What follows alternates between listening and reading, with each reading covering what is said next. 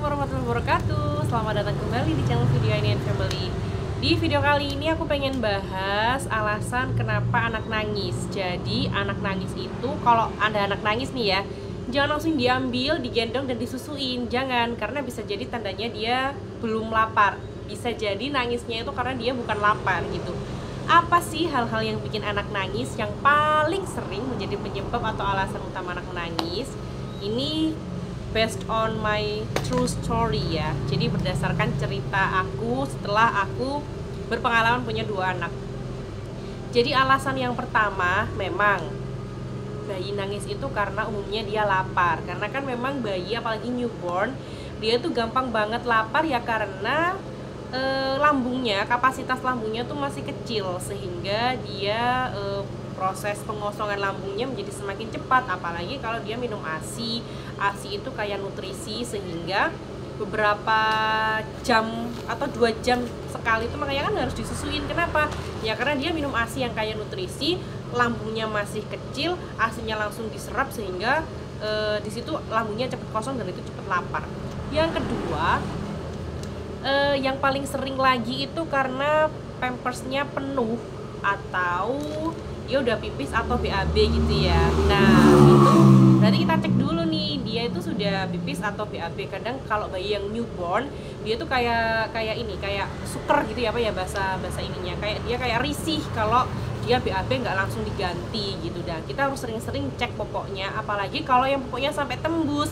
Kalau sampai tembus berarti itu kualitas pampersnya juga dipertanyakan ya. Kok bayi newborn yang volume urinnya masih sedikit kok bisa tembus? Nah, biar nggak tembus bisa pakai Sweety kayak gitu. Ini adalah pampers andalanku, biar itu nggak sampai dia tembus atau bocor. Tapi harus dipastikan sekali anaknya buang air besar harus langsung diganti, meskipun pampersnya tuh barusan ganti ya. Nah, ini cocok banget pakai Sweety karena dia harganya murah. Jadi kalau misalnya nih bayi newborn itu kan sering banget ya BAB-nya ya. Jadi kalau dia sekali BAB langsung buang nggak apa-apa karena ini murah gitu. Nanti ibu-ibu yang pengen punya pampers kayak aku, nanti aku taruh linknya di bawah. Terus kemudian ini pakainya yang newborn ya, kan ini tipis tapi kualitasnya bagus dan nggak murahan, tapi harganya cukup aman untuk kantong. Terus kemudian yang ketiga, ini yang paling sering juga, bayinya tuh kembung atau kolik. Kenapa kok bisa kembung atau kolik? Kok bayi udah bisa sih kembung?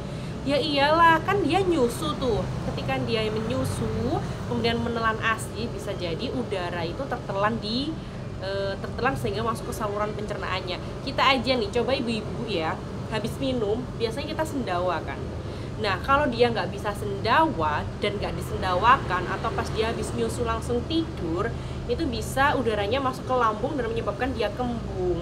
Nah, solusinya bagaimana? Solusinya adalah minum ASI dengan posisi yang kepalanya itu lebih tinggi daripada lambung. Nanti itu membantu udaranya untuk keluar, sehingga setelah nyusu ketika diberdirikan dia bisa langsung sendawa. Terus kemudian solusi yang lainnya adalah sering-sering pijat di bagian lambungnya, pijat ilu namanya, membentuk huruf I, L, sama U, kemudian pijat goes kaki. Kalau aku sih biasanya dibantu sama Jenly ini. Ini makanya sampai mau habis. Kenapa ya? Karena memang sebagus itu, dan ini wajib aku untuk beli lagi. Repeat order ini wajib. Kenapa? Karena memang sekali pakai itu langsung berat brut, keluar gasnya, anginnya keluar. Tuh kayak gini. Jadi ini tuh bisa bikin si kecil lebih nyaman, tidur nyenyak hanya dengan sekali usap pakai Jenly Calming Baby Cream. Ini memang ampuh banget di aku. Tapi jangan lupa setelah nyusu diupayakan untuk sendawa. Kemudian penyebab nangis yang keempat yang paling sering, bayi digigit serangga. Aduh, ini tuh aku dendam banget sama yang namanya nyamuk. Kan aku udah pakai kojong tuh, tapi nggak tahu gimana caranya nyamuk itu dia menyusup ke dalam kojong, sehingga saya itu dengan tidak sengaja mengurung anak saya bersama nyamuk. Tahu kan apa yang terjadi? Anaknya bentol-bentol kemerahan dan nangis, dan nyamuknya itu dia terbang leluasa dengan perut gembung penuh darah. Itu saya ini langsung dendam dan pengen gitu, karena kita nggak rela kan setiap anak itu diambil darahnya atau digigit sama si nyamuk. Nah, itu solusinya ya harus dipastikan kalau kita mau menutup harus dilihat ada nyamuk nggak yang ikut masuk. Kemudian penyebab nangis yang kelima, ini juga sering sih, tapi ya bisa diatasi lah sama kita. Suhu ruangan terlalu panas atau terlalu dingin.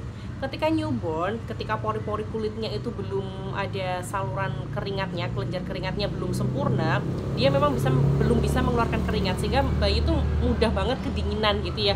Jadi harus dipedong, pakai sarung tangan, harus digendong, didekap dan lain sebagainya, itu belum keluar keringat. Tapi menginjak usia 1,5 bulan dan seterusnya, bayi itu ketika nyusu di sininya tuh kayak berkeringat banget gitu ya, dan keringatnya memang udah keluar. Nah dari situ dia sudah mulai merasa untuk kepanasan. Nah kita harus bisa menyesuaikan suhu ruangan, jangan sampai terlalu panas atau terlalu dingin. Pastikan suhunya itu nyaman. Kadang nyaman menurut orang tuanya belum tentu nyaman untuk bayi.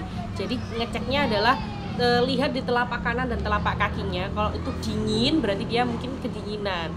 Kalau dia itu berkeringat di sininya, di bagian yang paling sering itu di bagian kepala sama di bagian tangan, berarti dia kepanasan gitu. Semoga video ini bermanfaat ya bun ya, dan anaknya sehat selalu. Sampai ketemu di video selanjutnya. Assalamualaikum.